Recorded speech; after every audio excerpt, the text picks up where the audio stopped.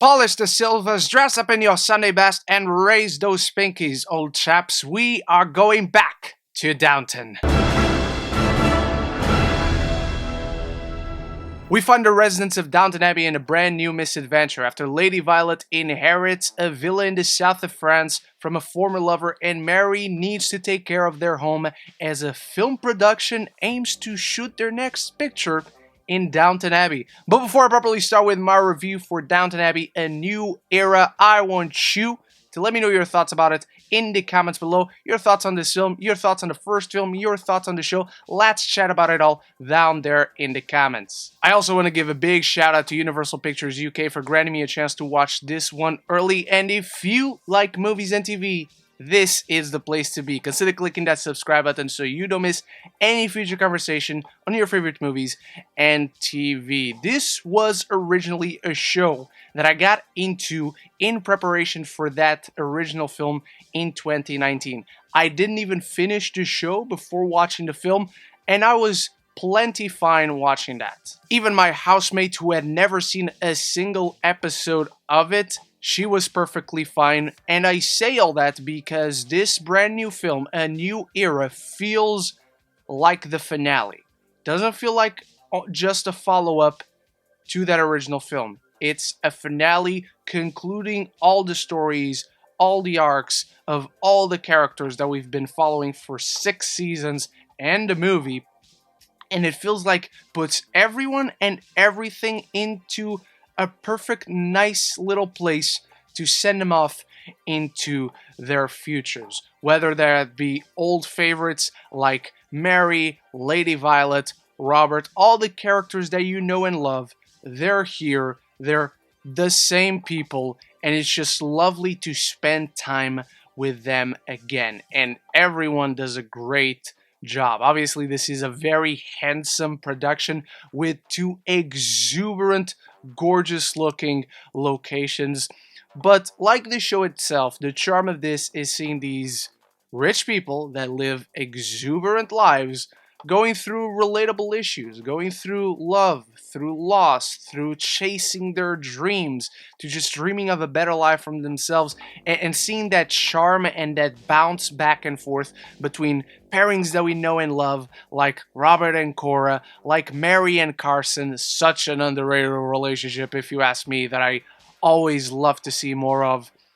And this film gives us a little bit more of that, or even just new pairings as we find themselves in their brand new misadventures. Some of them are in the south of France. That's Robert and Cora, Tom and Lucy, who we just got to meet in the last film. Now we get to see them spend a little bit of time together. And there's also brand new additions to the cast with Hugh Dancy, Dominic West, Laura Haddock. They play the director and the actors of this picture that is shooting in Downton Abbey, and how the residents of Downton, from Mary to the staff below, gets involved with these characters and with the filming of the picture that starts off as a silent and has to become a talkie because the studio just believes in talkies now. That's all very well done, because just like the show itself, you get a ton of genuine laughs, particularly from Molesley, who has a show-stealing scene like he did in the first movie during the dinner with the king and queen. And of course, Maggie Smith. She's a treasure, man. I don't believe, actually, that she has dialogue given to her. I just believe that she has these quick quips about her, and she comes off with them naturally. And so you get those laughs, you get a ton of heart, because you see these characters going through heartbreak and going through relatable issues. And this film might even get you teary up by the end, because again, it's just positioning these characters and giving them the natural conclusion that they naturally deserve. And the fact that the film delivers all this speaks a lot to the way it very well balances humor and heart and emotion and drama. You have all these scenes, all these moments hitting different chords, but they feel genuine, because it's never just characters becoming vehicle for story. It always comes from their natural interactions, from their natural personalities, from who they are and who we know it to be. And that's this entire film, where it doesn't feel like they changed these characters. It doesn't feel like they forced them into this story. these are the people you know, these are the people you fell in love with, and in these kinds of movies, that's good. You want to come back to these locations, to the lives of these characters, to spend time with the people that you fell in love with and with the lives that you want to follow, the stories that you want to follow, and again, see the natural conclusion of, or at least what feels like the natural conclusion of, and that's this film. Also, Matthew Good does not like to be in these movies. He just comes in at the very ending of the last one, and in this one, he's just mentioned, and the film acknowledges that he's not there. And this is very nitpicky. I know, I just love Henry Talbot a lot. I like him and Mary. I want Mary to be happy. And so I'm complaining that Henry Talbot is not at all in this film. And it frustrates me because Matthew Good is also a very good actor. And as you can probably gather, this is a ton of characters to manage and position and allow them all the time to shine.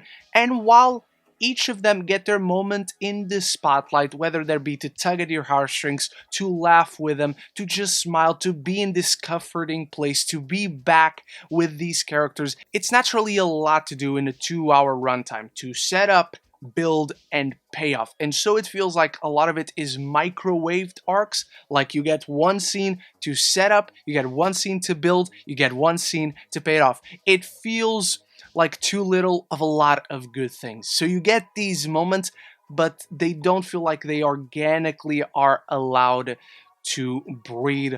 Furthermore, there are weird script decisions where you have some mysteries throughout the film. Obviously, the main one you'll know is, why did this guy leave Lady Violet this villa in the south of France? And then there are other mysteries, which I'm not going to allude to because they are spoilers, but the film just seems to skip these important moments where characters learn key pieces of information and just cuts to their emotional outburst, whether that be happiness or anger or sadness. It just cuts halfway through a scene, and a lot of the film feels that way because you're jumping around through so many characters and through 2 different locations with different groups of characters. You start to feel like a little bit of narrative whiplash. You start to feel like you're not going as fast as the movie is going through all of these moments with all of these characters and all these important steps that they're taking in this adventure in their lives. So it doesn't feel like the film allows you time enough to linger on these key moments and feel the proper full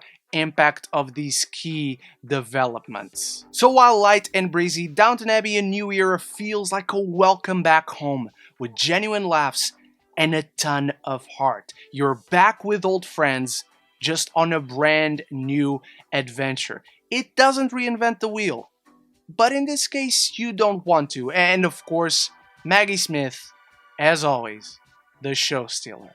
I'm giving Downton Abbey: A New Era a B-.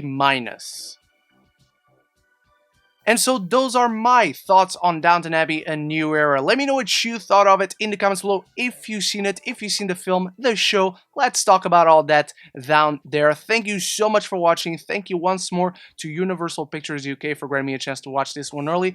And if you love what you saw here, consider clicking that subscribe button so you won't miss any future conversation on your favorite movies and TV. I'm reviewing every single X-Men movie ahead of Doctor Strange's The Multiverse of Madness. You can find those reviews right up here. And every week I talk Moon Knight, so I have a review for every single episode. You can also find all those reviews right up here right now. Thank you once more for watching. Thank you to my channel members. And until the next one, love each other and love the movies.